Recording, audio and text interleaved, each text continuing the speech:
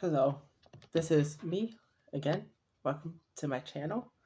And today I am going to be telling you guys about how Rowena Ravenclaw, one of the four founders of Hogwarts, one of the greatest witches you could ever find, except for Hermione, of course. Hermione outdoes Rowena by a lot. But today I'm going to be talking to you guys about how Rowena Ravenclaw is actually a seer. Yeah, you heard me.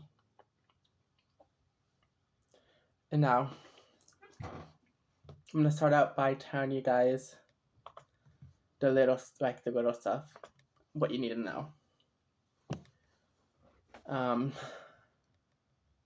So as you know, sorry about this, but anyways, as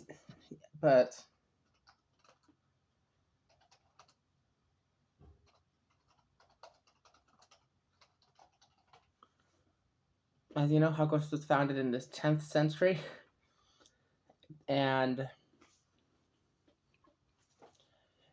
it was basically four friends came together and basically just said, it would be cool to make a school. Let's make a school.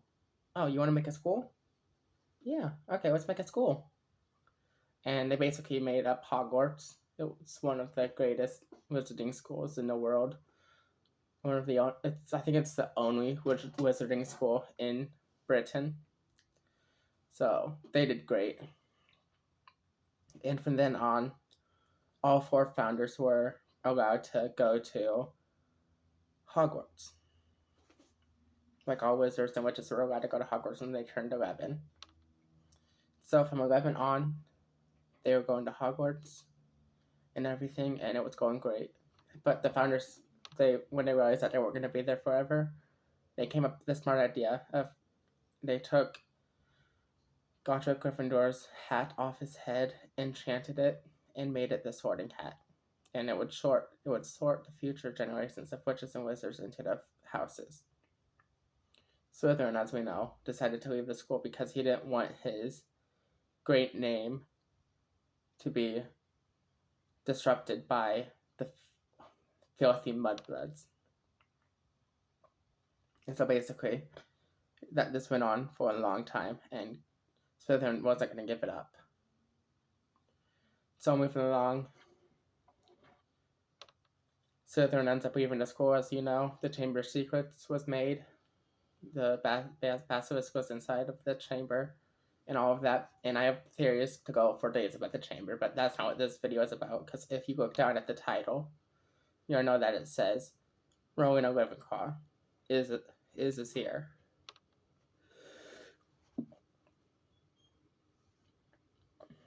And now I'm going to be starting with the Sorting Hat's first song that Harry hears in the Sorcerer's Stone. Oh, you may not think I'm pretty, but don't judge on what you see. I'll eat myself if you can find a smarter hat than me. You can keep your bowlers black, your top hats sleek and tall, for I'm the Hogwarts Sorting Hat, and I can cap them all. There's nothing hidden in your head the Sorting Hat can't see. So try me on, and I will tell you where you ought to be. You might belong in Gryffindor, where dwell the brave of heart. Their daring nerve and chivalry set Gryffindors apart. You might belong in Hufflepuff, where they are just and loyal. Those patient Hufflepuffs are true and unafraid of toil. Or yet in wise old Ravenclaw, if you've a ready mind, where those of wit and learning will always find their kind. Or perhaps in Slytherin, you'll make your real friends. Those cunning folk use any means to achieve their ends. So put me on, don't be afraid, and don't get in a trap. You're in safe hands, so I have none, for I'm a thinking cap. And so yeah, we all know that it's basic in general. It's just saying, here are the four founders, here's what they're known for, here's their personalities, their traits, and this is what I'm going to be judging you on in order to put you into one of their houses. And then we know that there are things called the hat stall, which is where the Sorting Hat, it doesn't know what to decide. And we know that one of the longest hat stalls was Peter Pettigrew. And so, yeah, so basically what ends up happening is the Sorting Hat judges you and puts you into a house. And for me, I know it's basically simple, as the book says. It's just basically judging the personalities, but it's like what others have said. Um, when you think about it, some people could have traits for one thing. I mean, with me, I was a Gryffindor when I first took the first Pottermore quiz, and then I took like 2 or 3 years after I did that, and I took it again, and I became a Ravenclaw. And see, with me, I guess I always knew I was a Ravenclaw just because I love to read. I love knowledge. But then I took the quiz and it had a lot of stuff with like my other passion, which was like adventures and that kind of stuff. So it's like I had those two. And what I think the Sorting Hat does, which makes my theory sound more crucial, more real, is the fact that it feels like he judges more on the future, on future things. Like with Hermione, she was supposed to be a Ravenclaw, and yeah, she became a Gryffindor. And what I feel happened is the Sorting Hat had thought through everything and saw that Hermione had bravery in her heart, and that sometime in the future she was going to prove that true. And by the fifth book, even during the third, I'd say, she proves that she belongs in Gryffindor, proving thus that the Sorting Hat saw into the future and saw that happen. And then taking it way back, we know that Rowena Ravenclaw, that she herself was in charge of putting her side of it into the Sorting Hat. And if we think about it, Sibylla Trelawney, the seer who Dumbledore hired because she had a prophecy that sent Voldemort after Harry, killing his parents off, and then sending Voldemort into a rage of needing to kill Harry himself, thinking that he could only be the only one that kills Harry. Thus, Rowena Ravenclaw, Sibylla Trelawney was in Rowena Ravenclaw's house, and I have a feeling if you go way back into Sibylla Trelawney's family tree, you'll find out that Sibylla Trelawney is related to Ravenclaw, proving thus that Ravenclaw is a seer. Because, yeah.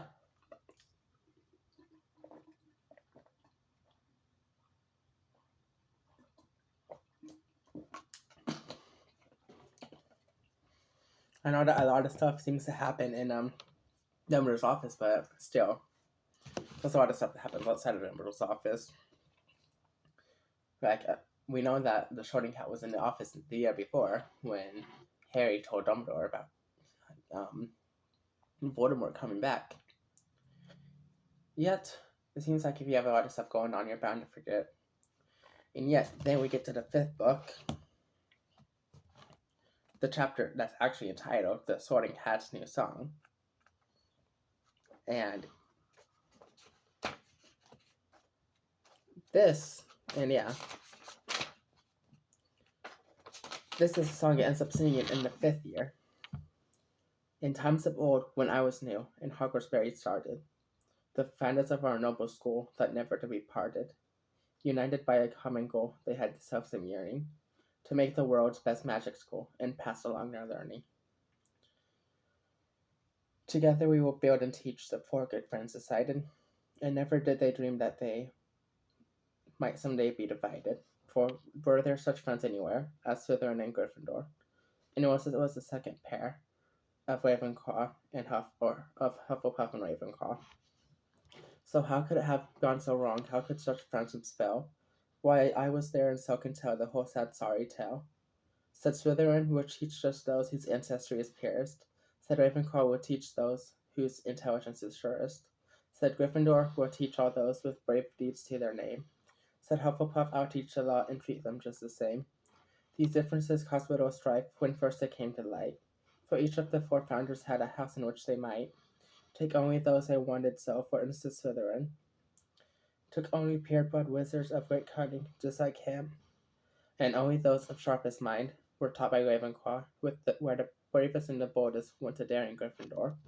Good Hufflepuff, she took the rest and taught them all she knew.